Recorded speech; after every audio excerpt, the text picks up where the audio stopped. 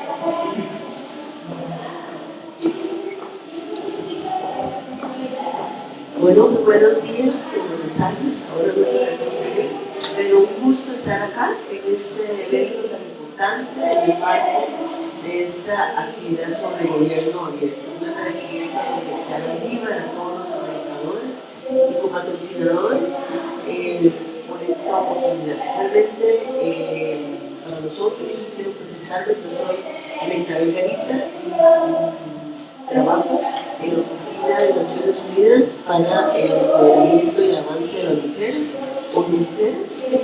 y este es precisamente uno de los temas de mayor discusión y reflexión actualmente.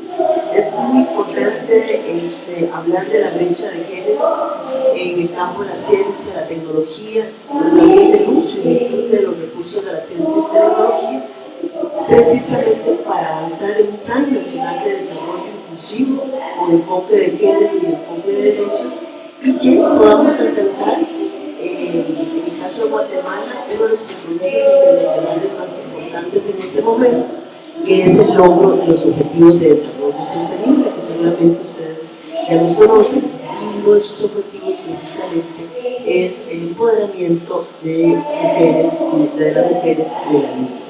Así es que, con esta introducción quisiera presentarles a las panelistas que esta mañana nos van a acompañar con sus conocimientos, sus experiencias en este campo. Van a ser Zacajin Andrea Saquilvi, Kelly Dayana David López y Albertina Navas. Y vamos a empezar en este momento con la presentación de Zacajin Andrea Saquilvi, la cual va a tener un espacio de 5 minutos para exponer. Luego vamos a hacer algunas preguntas que profundicen su tema e inmediatamente les vamos a dar a ustedes la palabra para que puedan participar en la discusión y en el conversatorio sobre este tema. Vamos a hacer todo lo posible para cumplir los tiempos de tal manera que podamos abrir realmente un espacio de conversación. Entonces quiero contarles de que Zacajin Andrea Saquilvi es estudiante de Ciencias Políticas de la Universidad Rafael Landívar, es vicepresidenta de la Asociación de Estudiantes de la Facultad de Ciencias Políticas y Sociales y forma parte de la agrupación de debate. Tiene la palabra.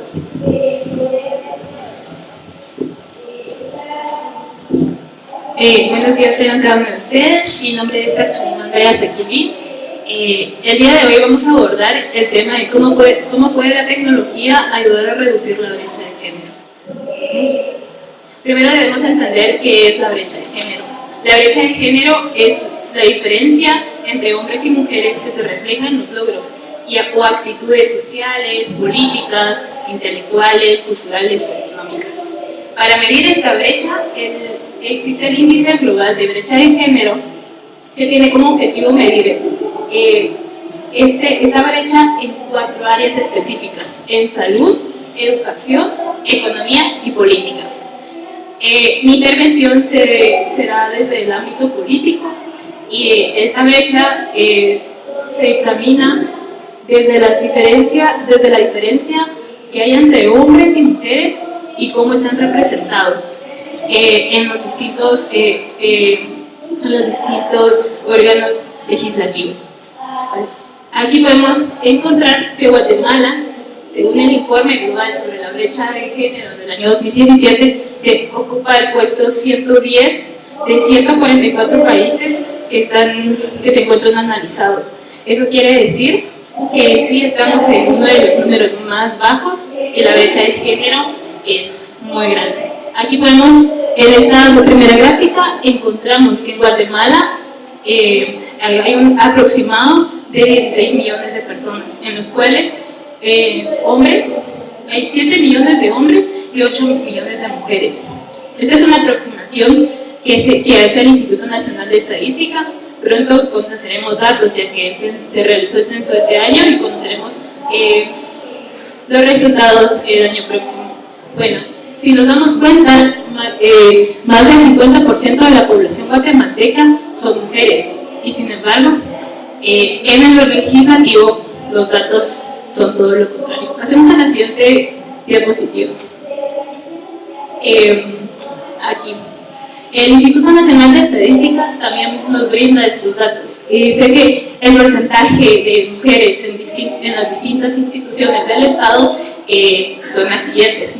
En el gabinete ministerial hay un 21.4% de mujeres, en secretarías 21.4% y en el Congreso 12%. Imagínense, en el Congreso de la República de Guatemala solo tenemos 12% mujeres. Eso quiere decir que la población guatemalteca, mujeres, no se encuentra representada. En la Corte Suprema de Justicia hay un 7.7% de mujeres y en las alcaldías 2.1%. Eso quiere decir que la participación política de mujeres es mínima. Actualmente, en las últimas elecciones, en el año 2015, de los 1.600 cargos públicos que se disputaron, solo 409 fueron ocupados por mujeres, en una sociedad donde hay más del 50% de mujeres. De los 158 diputados electos en el Congreso de la República, solamente hay 20 mujeres. Pasemos a la siguiente, por favor.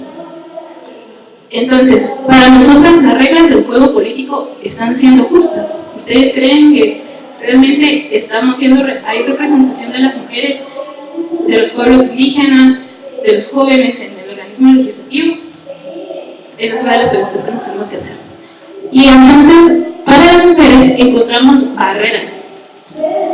Las principales barreras que encontramos son las legales. ¿Por qué? Porque hay una falta de legislación. Actualmente se ha hablado mucho sobre la reforma de la ley electoral y de partidos políticos, pero no han abordado el tema de cuotas, paridad. Quizá hay propuestas, sí, pero no hay propuestas sólidas que digan vamos a tomar en cuenta cuotas o vamos a hablar de paridad. Los obstáculos de entrada que tienen las mujeres es que estas cuotas son vistas como techos máximos y no como mínimos. Y un obstáculo de permanencia es la violencia política. Cuando las mujeres quieren optar a un cargo público. Otra barrera son las barreras socioculturales, el incumplimiento de los acuerdos internacionales que tiene Guatemala, la discriminación, los estereotipos y los roles de género. Enfrascan mucho la participación mucho el rol de la mujer en casa, madre de familia. Entonces la imagen de la mujer se ve reducida a nada más eso, y realmente las mujeres podemos participar en otros ámbitos más allá de formar un hogar. Esto crea un obstáculo de entrada a las mujeres en el juego político, y es la persistencia de modelos de liderazgo. Cuando usted piensa en su diputado, automáticamente dice, es un hombre, nunca una mujer.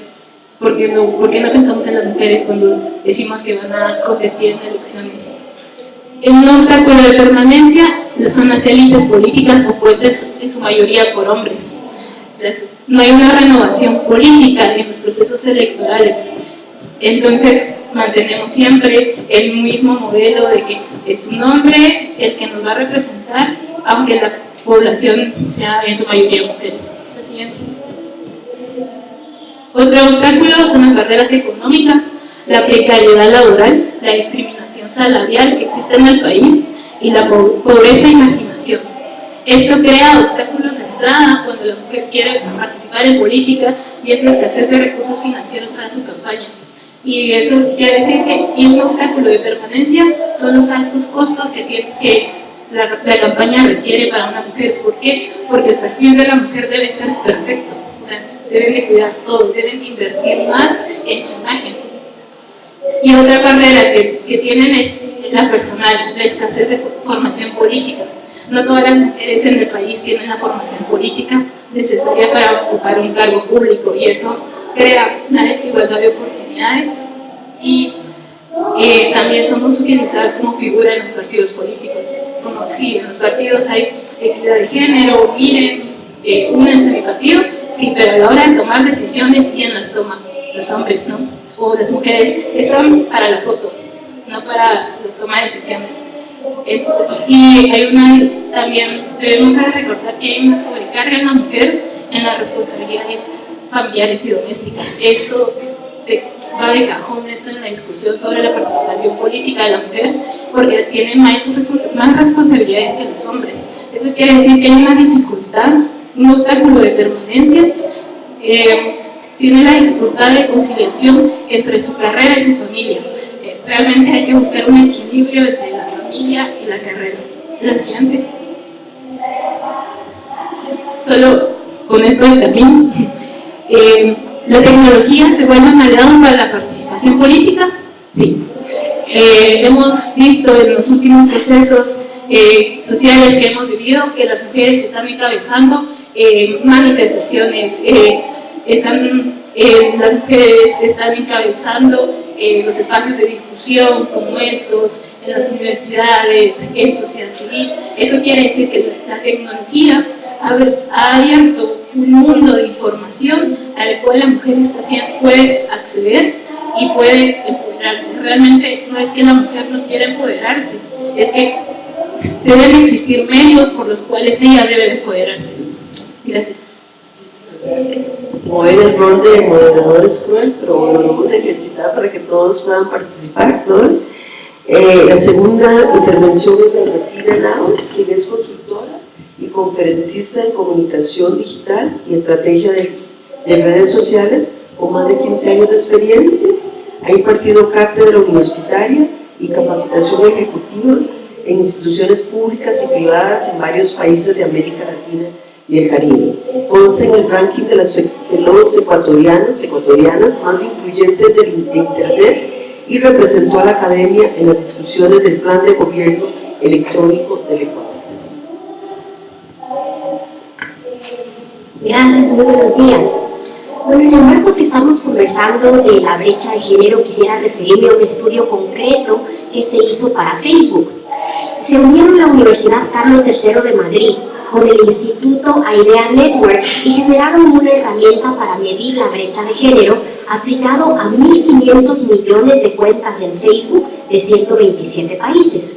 Y los resultados que obtuvieron fueron, primero, que las desigualdades que se muestran en el mundo fuera de línea se muestran también en el mundo en línea, es decir, simplemente no es que se resuelven, sino que se extienden del mundo offline al mundo online.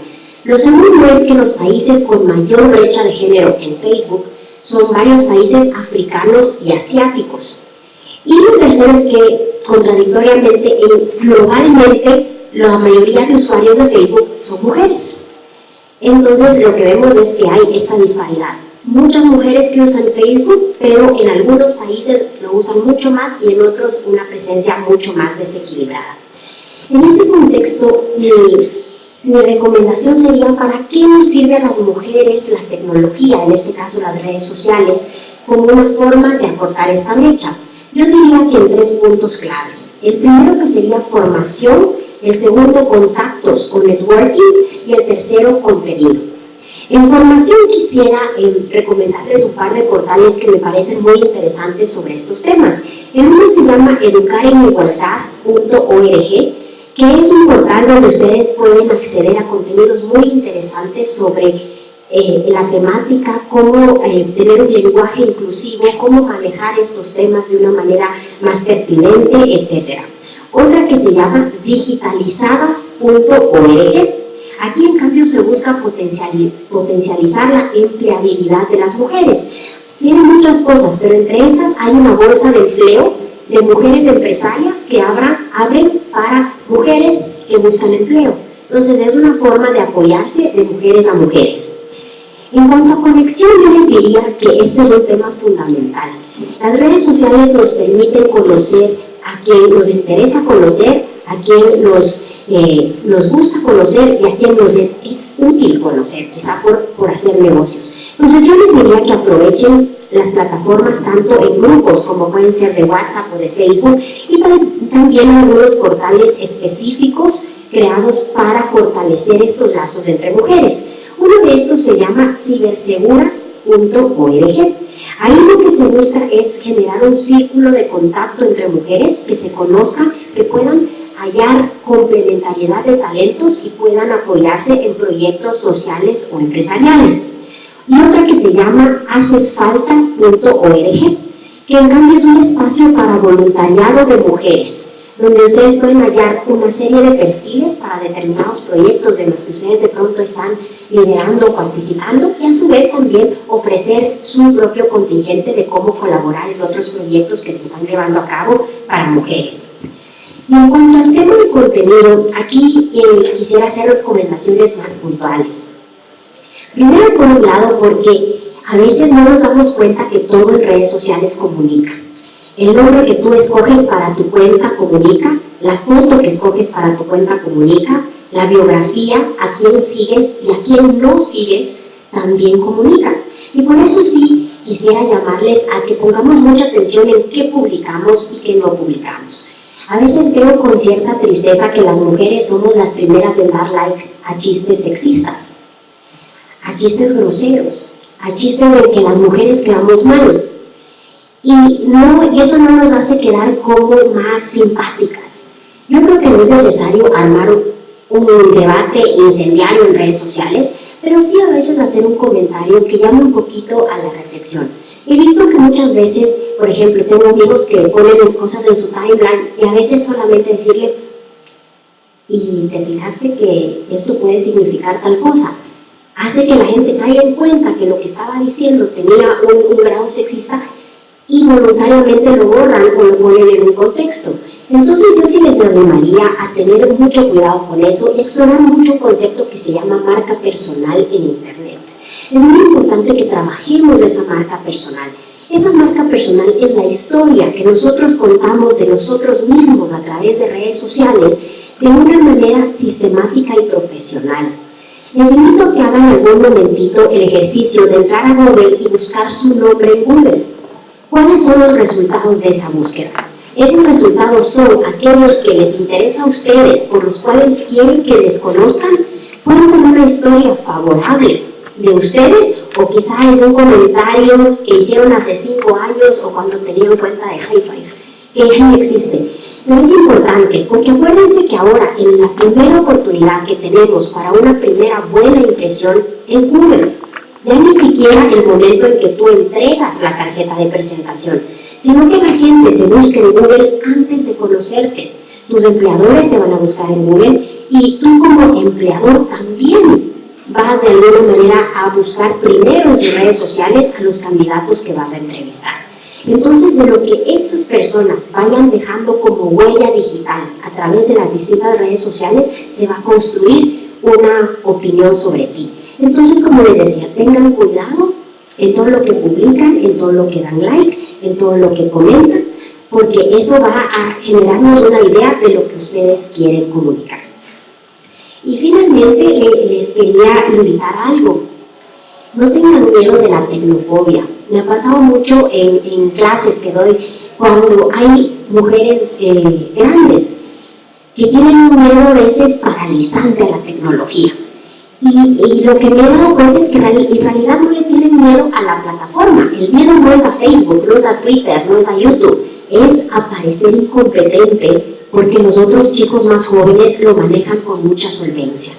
Entonces, no tengan miedo. De plano les digo, los jóvenes van a ser mejores que nosotros en la parte operativa. Pues sí, ellos desde la barriga sus madres les han hecho escuchar cosas usando el iPad, van a nacer sabiendo cómo utilizar un teléfono, van a saber aplicaciones, pero no tengan miedo. Creo que mucho del tema de la brecha digital pasa porque enfrentemos este miedo a pensar que no vamos a poder gestionar nuestras plataformas, a no tener miedo de aprender sea la edad que sea.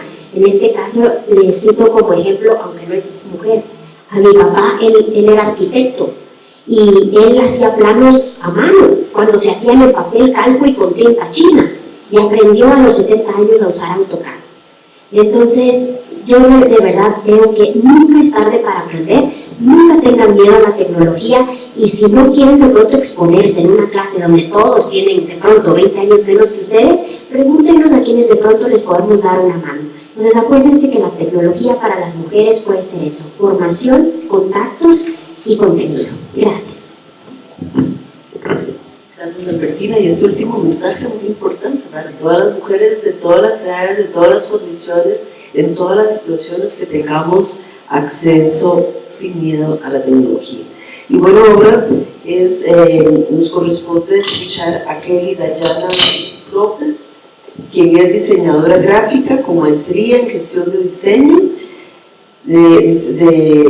docente universitaria de pregrado, con más de 10 años de experiencia en el área de diseño gráfico, innovación y comunicación.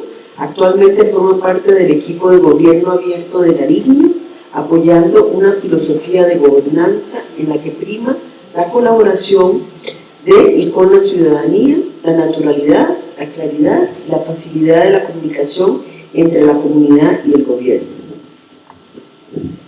Hola, muy buenas tardes. Sí, ya, muy buenas tardes. Yo vengo de Colombia y les voy a contar un poquito la experiencia con respecto a este tema de la tecnología, la brecha y el género. Cuando yo entro a trabajar con gobierno abierto, entiendo muy bien que para romper estos esquemas, para cerrar la brecha en muchos aspectos, no solo en la brecha de género, necesitamos apertura de información y acceso a la información. Si nosotros tenemos esas dos principales situaciones resueltas, vamos a poder combatir o afrontar un poco ese reto de reducir las brechas de género. En mi caso, trabajo con datos y con información que la generan muchas instituciones, muchas organizaciones, las mismas áreas o departamentos de mi gobernación, la cual hemos hecho una recopilación y hicimos un portal de datos abiertos para que la gente consultara los datos. Cuando nos dimos cuenta que hay mucha información y datos, ustedes sabrán que Colombia sale de un conflicto armado de más de 50 años, hay datos de víctimas del conflicto, víctimas de género o de violencia de género en el conflicto, pero también hay violencia de diferentes tipos. Cuando yo encuentro esa información, es una data muy grande, muy relacionada incluso con historias muy centradas en mujeres, en comunidades indígenas, en grupos un poco vulnerables, los cuales no sé o no sabíamos de alguna manera cómo manejarlos, porque ¿qué hacemos con esa información? Si hay un Excel del 2008 al 2018 de violencia de género por municipios y está quedada en una página de datos en un formato de Excel o CBC que nadie va a usar, ¿sí? Y que lo máximo que yo puedo encontrar es una tablita con un año, una cifra, pero que no me comunica nada más. ¿Cómo hago para que nosotros entendamos, o cómo puede ser una de las miles de estrategias de que esos datos lleguen en realidad a fomentar cambios en nuestra sociedad? Y de ahí viene la idea de utilizar esa Big Data a bajarle a un Small Data, o sea, a utilizar un dato pequeño que sí nos puede servir. En ese sentido, nosotros hemos encontrado que la tecnología nos puede ayudar a encontrar esa información, pero todavía sentimos que la gente no la usa, no la utiliza, ¿sí? Entonces, si yo soy estudiante, estoy haciendo mi tesis y tiene que ver mucho con género o con algún tema muy similar a esto, ¿dónde consigo la información? ¿Para qué la voy a utilizar? ¿Cómo justifico mi objeto de estudio a partir de esa información? Ahí está el reto. Entonces, en primer lugar, la información puede ser unidireccional, que eso ya es un error bastante grande, porque nosotros mismos podríamos determinar o detectar diferentes situaciones alrededor del dato que tenemos. Entonces, un ejemplo que yo hemos planteado en mi equipo de trabajo, somos muy comunicadores en mi equipo de trabajo, hay alrededor de 5 diseñadores dispuestos a pensar en cómo el ciudadano debe recibir la información, y es algo que a veces se deja muy de lado, ¿sí? Seguramente, o lo que me pasó a mí, yo empecé a sacar datos en mi periódico, que es el que coordino, de género. Dije, siempre en mi periódico debe haber una data o una información de género, siempre, porque me parece importante. Entonces, por ejemplo, si hay elecciones de congresistas, yo saqué una información, abrí una información de cuántas mujeres hay en el Congreso y cuántas mujeres de mi departamento hay en el Congreso. Si hay 7 congresistas, me di cuenta que solo hay una congresista, ¿sí? A diferencia, y eso es una brecha supremamente grande. Entonces yo te la estoy visualizando y te digo, mira, hay 7 hombres frente a esta mujer, ¿qué está pasando? ¿Cuál es tu reflexión? Pero lo saco en un periódico, no lo saco en una herramienta tecnológica, porque yo me doy cuenta que las formas de comunicar tradicionales no deben perderse. La emisora comunitaria, el periódico, que es el que lee el señor, el tío, todas las personas son las que tal vez no entran a Facebook, y que debería haber ese ejercicio en todas las generaciones. Y de esa manera yo he empezado a sacar un dato de género en cada una de mis ediciones. Cuando saco la de violencia de género en Nariño, me llaman de la universidad y me dicen, usted está equivocada, usted colocó un dato mal, y crucé la información. Entonces, cuando me doy cuenta, alguien de alguna institución, que es la de salud, subió ese dato al Portal Nacional de Datos, de donde yo lo traje, y estaba mal, efectivamente. Entonces, yo ya me fui, me cité, pues al principio me iban a matar, o sea, como, ¿qué le pasa? ¿Cómo no? Entonces, ya me di cuenta que en Nariño hay un observatorio de género, o sea, no lo sabía, y creo que nadie lo sabe. Entonces me di cuenta que las chicas solo se limitaban a hacer una presentación con los dirigentes de Pasto, el alcalde, el gobernador, algunos secretarios, unas diapositivas, y su estudio tan interesante, tan vital, esa recopilación de datos, se quedaba en unas diapositivas en un evento. Entonces yo las invité a que utilicen nuestra plataforma abierta para que ellos suban sus datos. Entonces, claro, ya es una información mucho más relevante. Ellas tienen unas metodologías avaladas por la academia donde han recopilado la información tanto en los municipios como en la capital, y entonces es una información muy válida. ¿Qué he logrado? Que la suban a la plataforma departamental, hacerle una comunicación adecuada a través de las visualizaciones de datos, que es otra cosa diferente, que no vamos de esas tortas, de esos esquemas muy aburridos, y que yo los invito a que busquen en le tengo el dato, un hashtag le tengo el dato en cualquiera de las redes, y van a encontrar las visualizaciones que con diseño hacemos para que la gente entienda bien cuál es el dato o cuál es la importancia, acompañado de una narrativa que me parece lo más importante. Muchísimas gracias por las participaciones. Yo quisiera hacer algunas precisiones, y tal vez empezando con querida Yana, con eso que nos mencionaba de visibilizar en los medios digitales y en los medios tradicionales el tema de las situaciones que afectan directamente a las mujeres. Una de las cuestiones más complicadas con relación al acceso de las mujeres a la tecnología es la visibilización que se hace de los aportes que las mujeres hacen a la ciencia, a la tecnología, a la innovación, a las telecomunicaciones, y esta es una de las grandes deudas que tenemos en la historia de los saberes de las mujeres, en el cual estamos absolutamente sensibilizadas, y en este campo específicamente difícilmente nos acordamos de las mujeres que han aportado a nivel universal, pero también a nivel local. Quería saber si tienen experiencias concretas en ese sentido y cómo eso aporta de alguna manera a que haya a invitar a más mujeres a interesarse por estos temas. Bueno, sí he hecho un ejercicio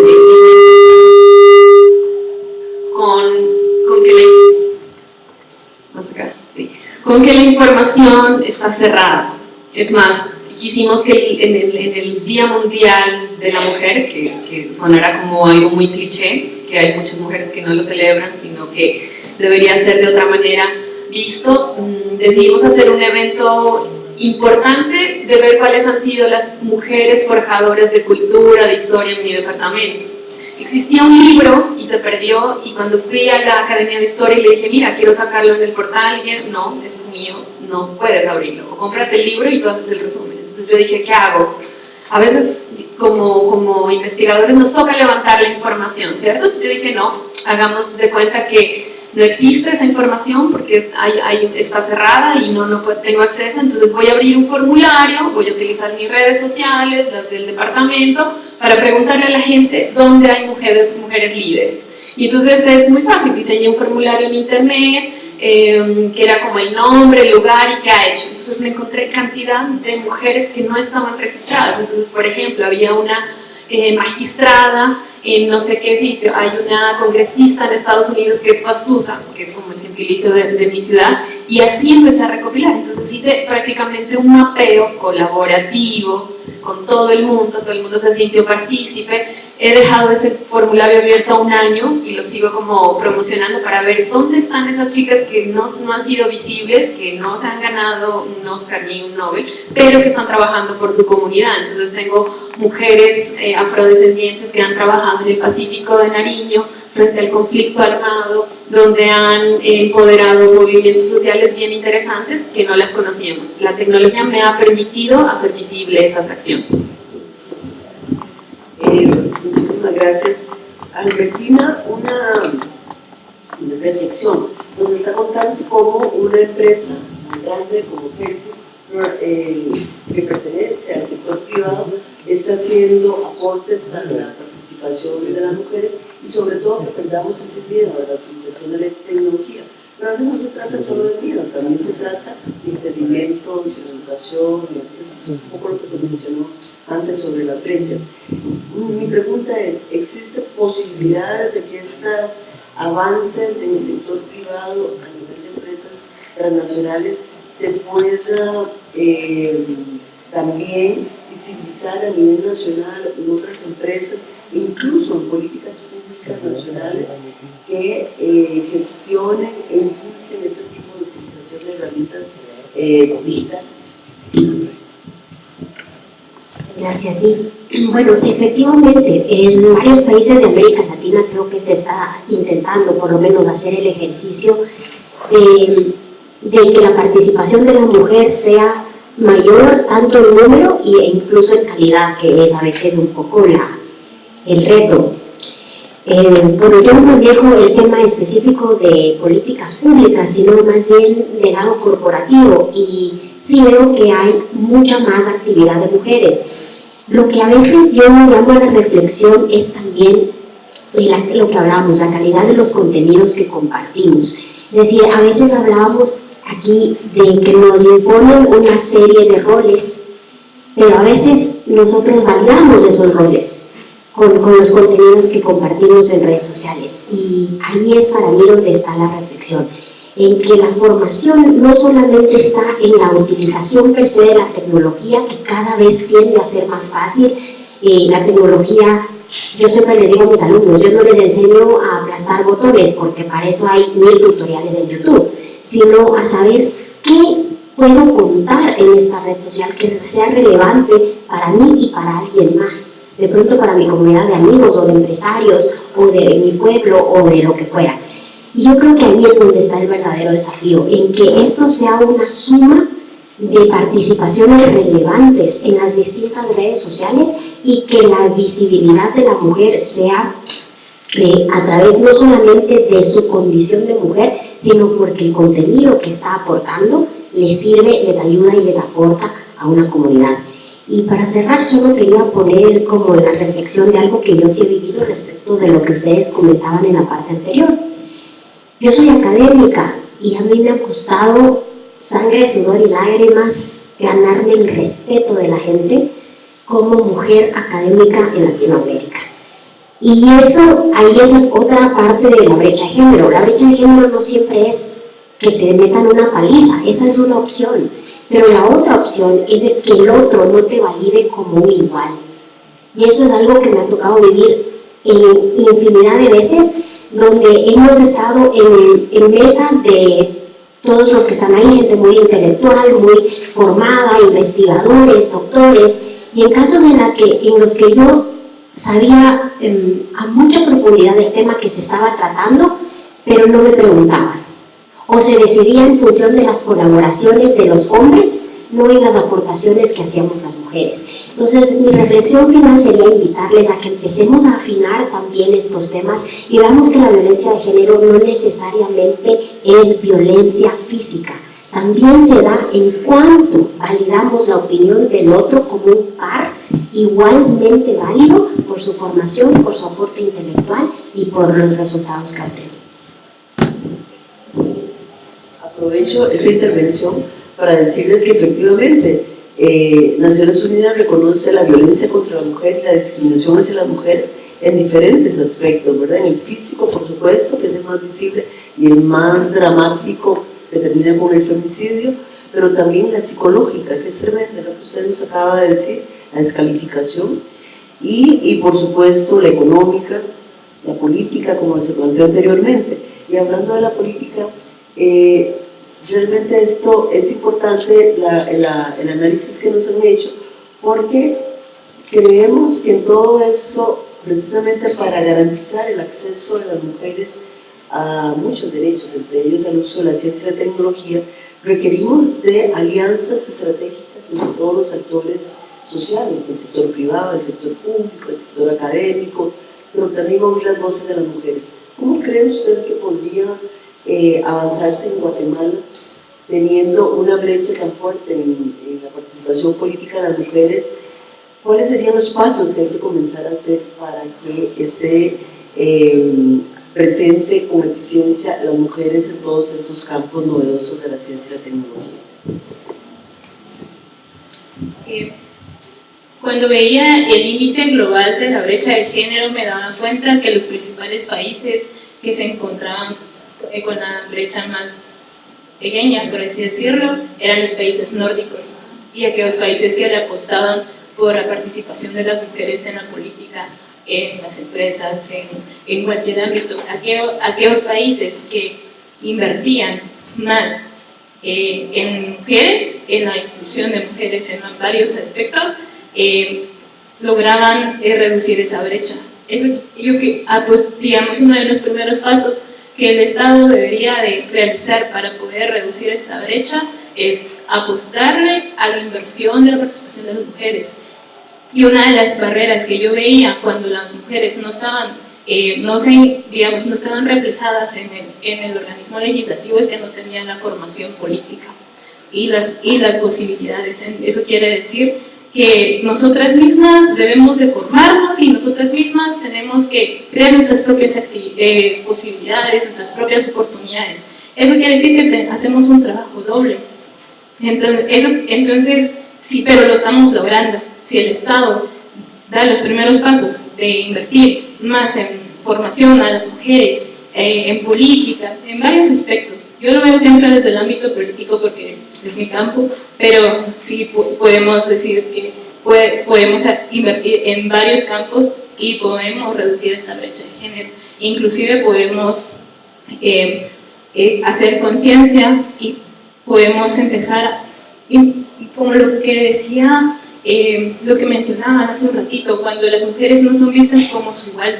¿Por qué? Porque por el simple hecho de ser mujer no valgo lo mismo. Entonces yo me formo, yo participo, y y mi pensamiento es igual de valioso. Entonces, los países que apuestan por dar esta formación y hacer conciencia de la participación, que la participación de la mujer es importante, creo que estos son los primeros pasos para reducir esta brecha. Muchísimas gracias. Ahora abrimos el espacio para que ustedes comenten, pregunten. Sí, compañera.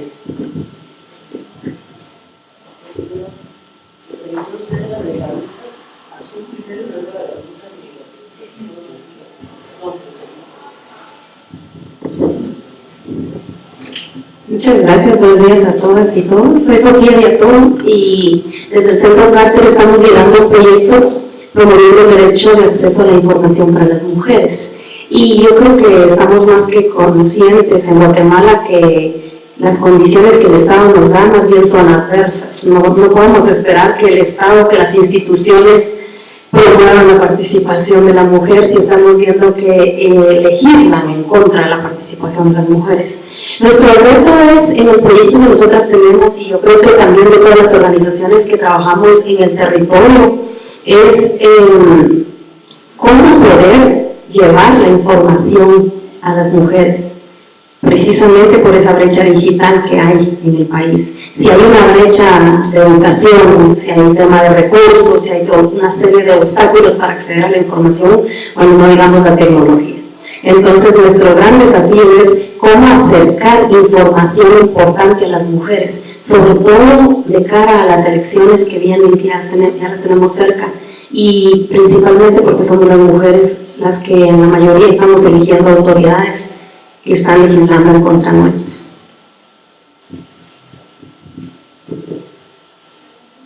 Sí, hagamos una ronda y después contestamos. Gracias. Quiero hacer mención de dos palabras que para mí son bastante importantes de todo lo que hablaron, y es participación versus formación. Lastimosamente se promueve y se habla que la mujer participe, y de hecho, si aquí hubieran más mujeres sería muy significativo para la universidad ver que vemos más mujeres participando. Pero eso es lo que se promueve. A opinión personal, no debe ser eso lo que se promueve. Se debería promover primero la formación de la mujer para que luego no seamos utilizadas, porque muchas veces nos invitan solo para la fotografía y que digan hay mujeres presentes, pero en realidad, ¿qué papel juega la mujer cuando está ahí sentada? ¿Qué tanto la mujer ha sido formada para levantar la mano y tomar decisiones que coadyuven y vengan a mejorar la calidad de vida de la mujer?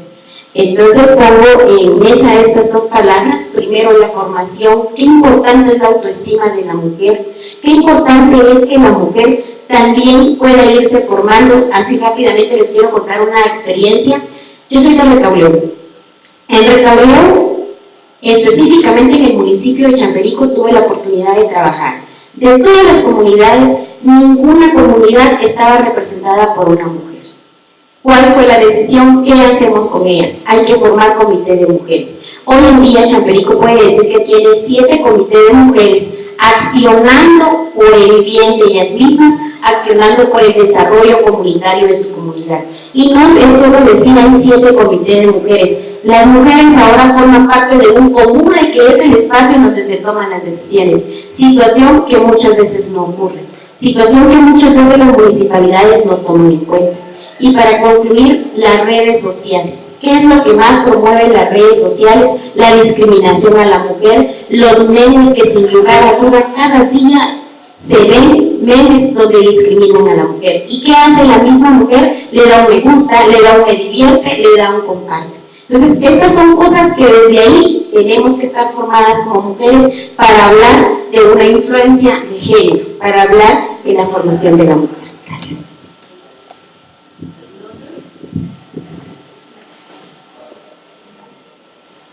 Gracias, buenas tardes.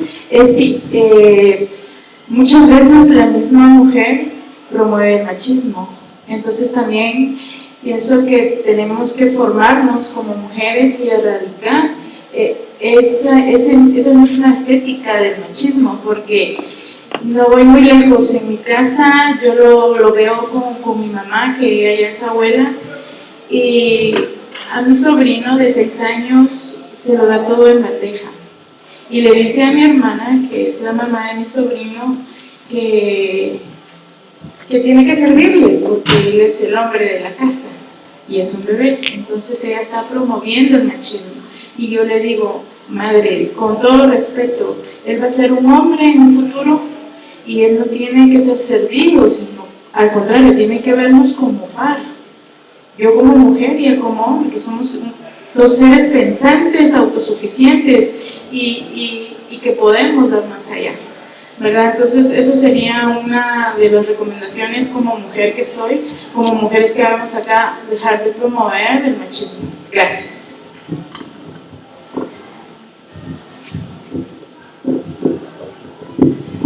Muchísimas gracias. No sé si hay otra pregunta, y si no, cerramos esta ronda y alguna de ustedes quiere reaccionar a los comentarios.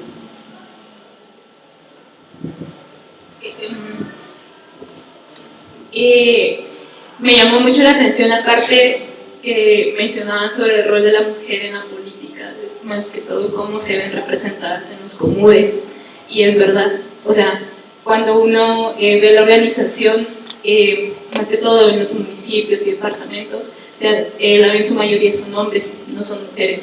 Entonces, la palabra clave aquí es formación. Digamos, si formamos a las mujeres y si las empoderamos, vamos a poder crear cambios, porque si nosotros vivimos en un país democrático en la cual las mujeres no se ven representadas, y la democracia no debe ser así. O sea, debemos de apostar por una democracia con mujeres.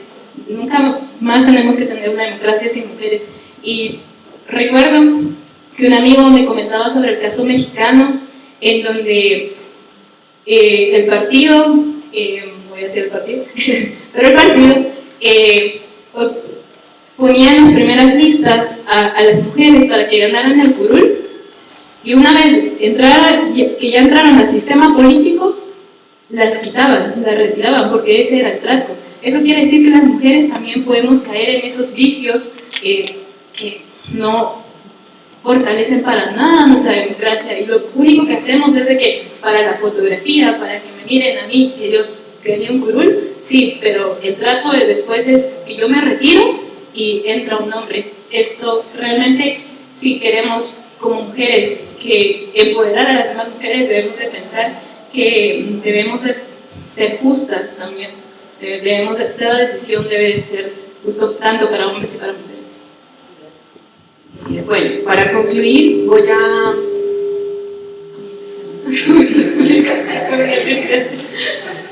La parte de qué hacer con las estrategias de comunicación, que creo que era como la primera pregunta, o cómo lo podemos hacer. Miren, hay una cosa muy interesante que impacta en la gente, es que pueden ser datos lo que yo les hablo, la realidad, pero bajémoslas al territorio y hagamos las historias, ¿sí? Hagamos que se personalicen y que la gente se identifique emocionalmente con lo que pasa. Entonces, si yo voy a sacar una edición en mi periódico de mujeres líderes, voy a tratar de contar dos historias que cautiven. Entonces digan, no, pues, o sea, ya no es una cifra, ya no es una sola senadora, sino que la senadora tiene nombre, tiene historia, tiene un recorrido.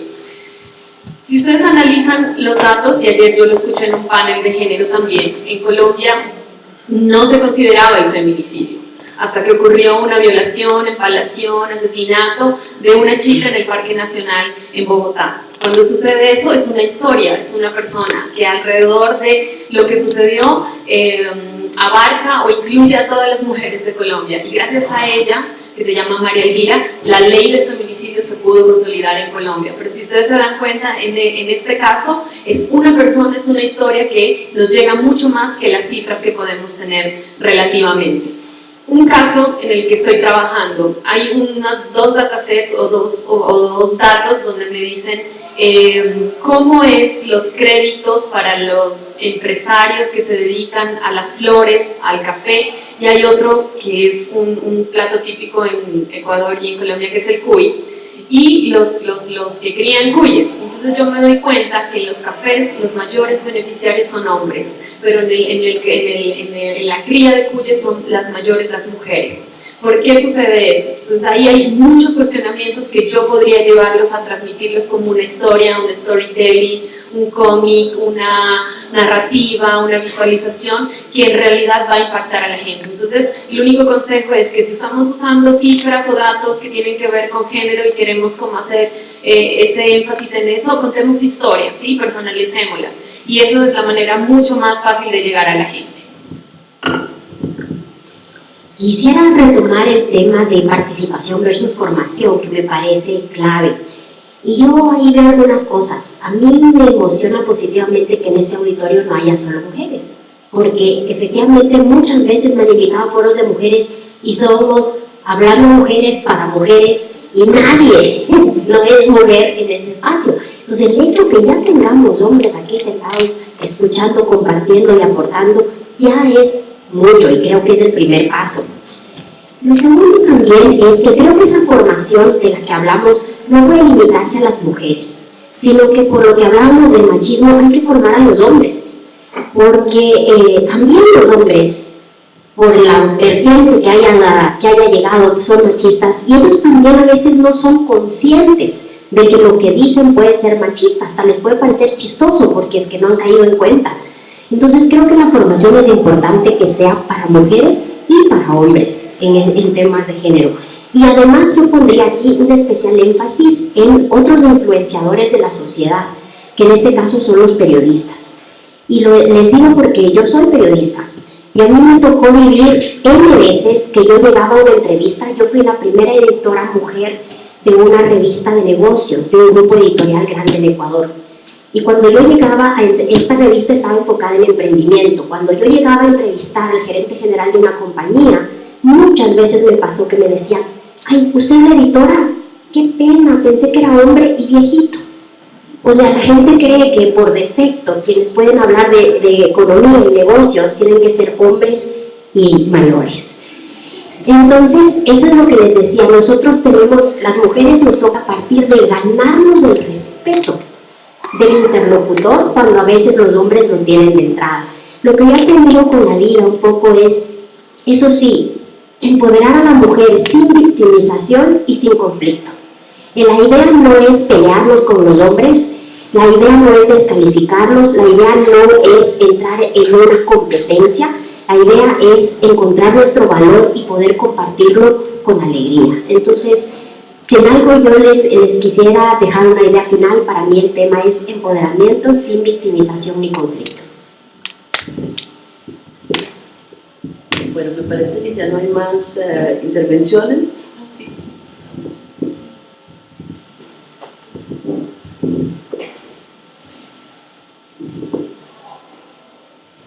Bueno, buenas tardes.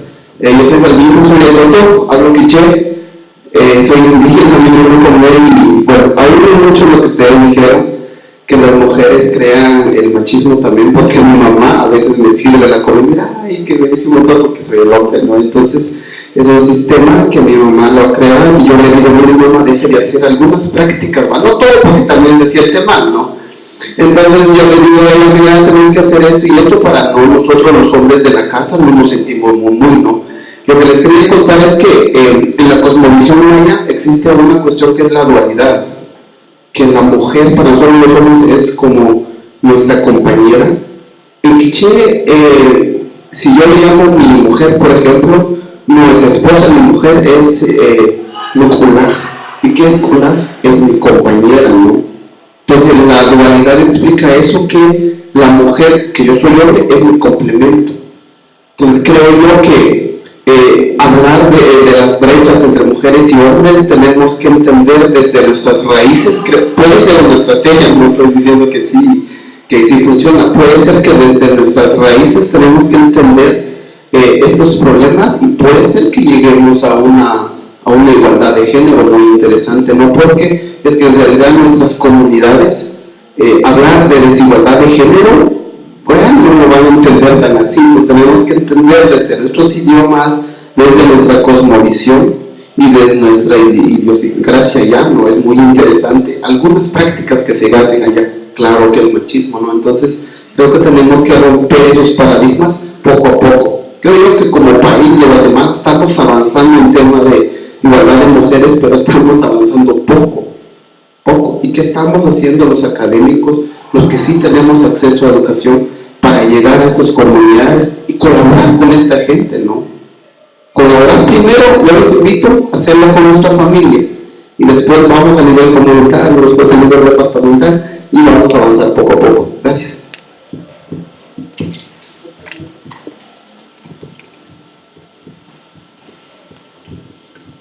Gracias, buenas tardes. Sí, quiero comentarles, yo leí un libro, no recuerdo el autor, pero en ese libro menciona que las mujeres a nivel político son las menos corruptas que los hombres. Solamente ese comentario quiero hacer.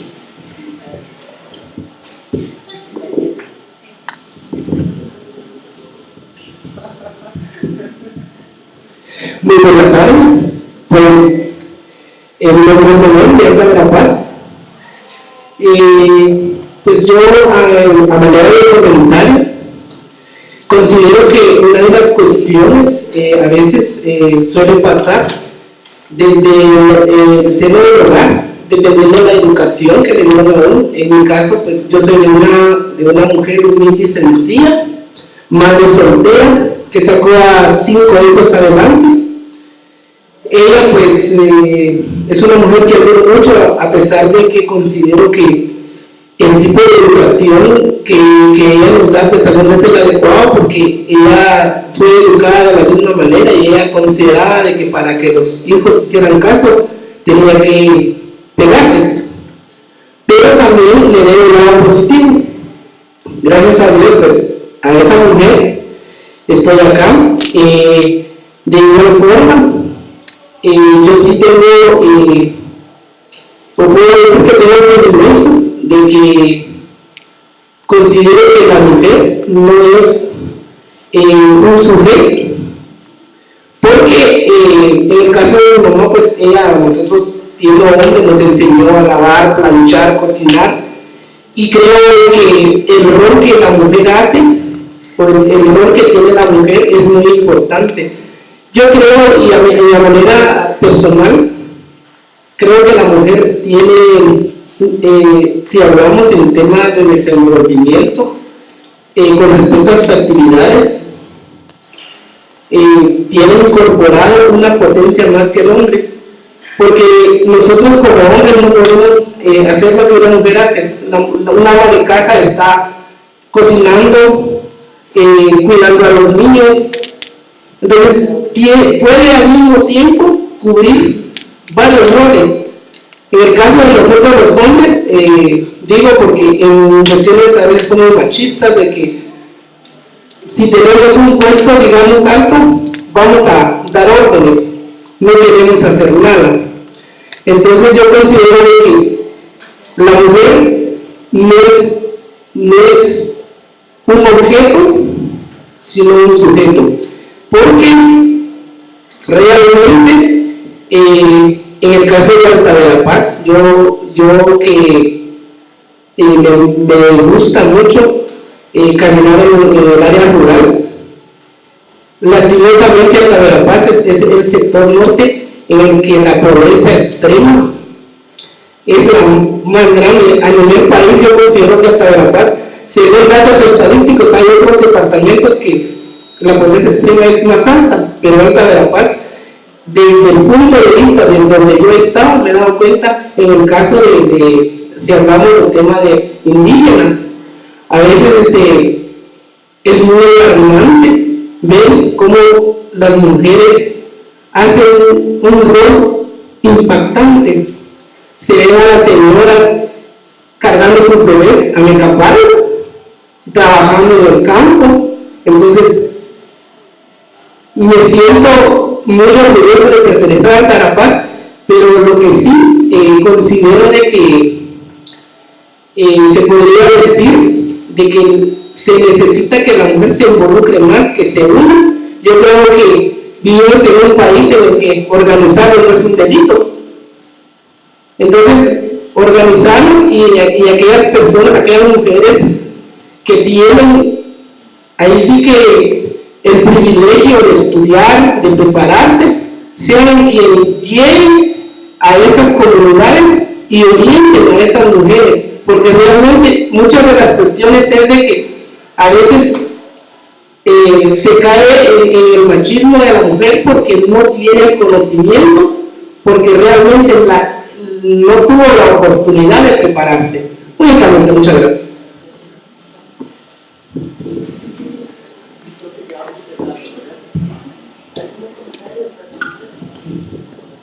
Miren, es muy difícil el trabajo de moderadora, porque además de cortar el tiempo, al final le toca a uno hacer una síntesis. Y después de esta discusión creo que son muchos temas los que se tocaron y que podríamos seguir avanzando. Yo quiero hacer mención a algunos cuantos muy rápidamente.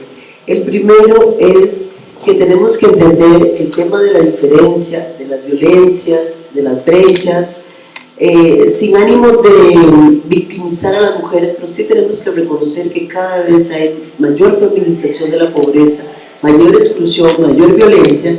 No es un problema de las mujeres, ni de nuestras mamás, que todos tuvimos mamás que tenían muy claro el trabajo de hombres y mujeres diferenciados, ¿no? Nosotros estudiamos en la escuela con un libro que se llamaba Paco y Lola, y el papá de estos niños siempre leía el periódico y la niña siempre limpiaba la casa, la mamá siempre limpiaba la casa. Ahí están los estereotipos de género, como bien se mencionó anteriormente, que nacen desde la propia división sexual del trabajo. A nosotras nos toca cuidar, reproducirnos, estar en el sector, en el ámbito privado, y a los hombres les corresponde el ámbito público, el ámbito del aporte del dinero a la casa, etc. Y esa construcción social que tiene siglos de siglos, no es culpa de las mujeres, no es que las mujeres queremos reproducirnos, no es culpa de nuestras mamás, es que así nos educaron. Y por eso el patriarcado, el machismo, la violencia hacia las mujeres perdura, porque lo reproducimos hombres y mujeres. Lo reproducimos, lo consolidamos, lo estructuramos, lo que hemos visto acá. Entonces creo que es importante estudiar la ciencia y la tecnología, el derecho, las ciencias políticas, la constitución de las universidades, desde esta división dicotómica de la sociedad, que es en la que se funda la economía, la política, etc. Por otra parte, el tema de la participación de los hombres, sin duda, estar en esta sala es un gran, es muy animador, es un gran privilegio de tener tantos jóvenes, tantos hombres, tanta conexión entre las diversas generaciones, pero también los diversos sexos, con relación a un tema que es un tema fundamental para el Estado: la inclusión social, la igualdad. La igualdad está en la Constitución Política de Guatemala en su artículo 4 y dice expresamente: los hombres y las mujeres son iguales, y eso se tiene que ver reflejado en todos los ámbitos de la vida pública, privada, etc. Entonces, tener aquí a hombres que están convencidos de este principio de la igualdad, de este principio de la no inclusión, realmente nos dice que no son 100 años los que faltan para alcanzar el principio de igualdad, sino que van a ser muchísimo menos. Y finalmente, decirles que esta primera dicotomía que hablé entre hombres y mujeres también se rompe cuando damos una mirada a otras culturas, a otras sociedades, a otras cosmovisiones. Y aquí nos han hablado del tema de la cosmovisión maya, y creo que tenemos que aprender mucho, ser humildes y aprender de esas otras formas de vida. Y por supuesto aquí la mayoría que están son muy jóvenes y seguramente no se recuerdan de todo el proceso de paz y los acuerdos de paz. Pero hay un acuerdo muy específico, que es el acuerdo sobre identidad y derechos de los pueblos indígenas, que en materia de ciencia y tecnología dice expresamente que es compromiso del Estado guatemalteco visibilizar e incorporar los aportes que los pueblos indígenas y las mujeres particularmente han hecho a los saberes de la economía, de la agricultura, de la astronomía, de la alimentación, de la medicina, que hoy tenemos que volver a ver, porque eso nos podría garantizar un mundo muchísimo más sostenible, muchísimo más armonioso con la naturaleza y por supuesto muchísimo más igualitario. Podemos con estas reflexiones diciéndoles que ha sido riquísimo este panel, ha aportado muchísimos elementos y que solamente empieza la discusión, empieza el debate, y que lo que sigue es profundizarlo y consolidarlo con mayor igualdad. Muchísimas gracias y buenas tardes.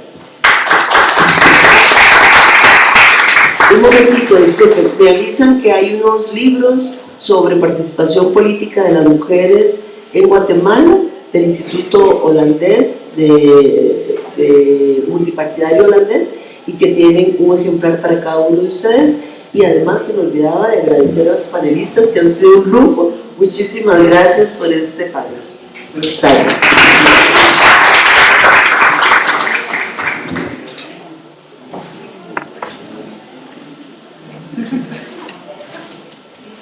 Bien.